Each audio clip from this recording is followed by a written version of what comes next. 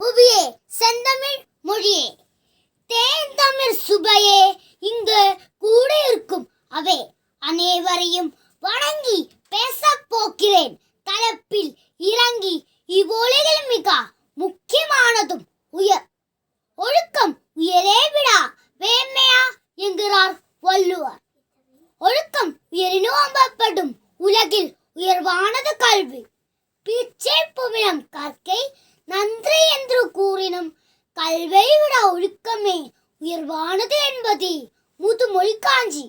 அர்களை உலகத்தில் மக்களுக்கெல்லாம் ஓதலின் சிறந்தென்று ஒழுக்கமுடமே என்கிறது.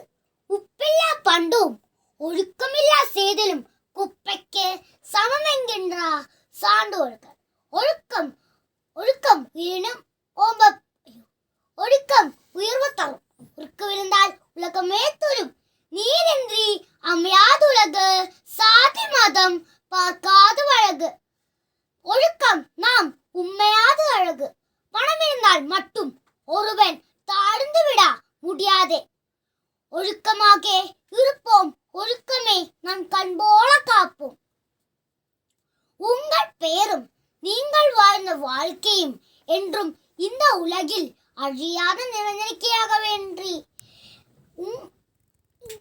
ஒழுக்கத்தை போற்றி நீங்கள் ஒழுக்கத்தை கடைபிடிக்கையாக வேண்டும். ஒழுக்கத்தை போற்றி பின்பற்றி வாழ்ந்தவர்கள் உலக மகான்களாக உயர்ந்துள்ளதா. வள்ளலார், புத்தர், ஏஷ், நவீகர் என்று அனைவருமே உயர்த்தத்தான் மேலாக கூறியவர்கள். நாம் பிறந்தது ஒரு வரம். வணங்கி முடிப்பேன் என் அறம். முடிவில் வணங்குவதே ஒழுக்கம், அதுவே என் பழக்கம் என் கூறி முடிக்கிறேன். நன்றி.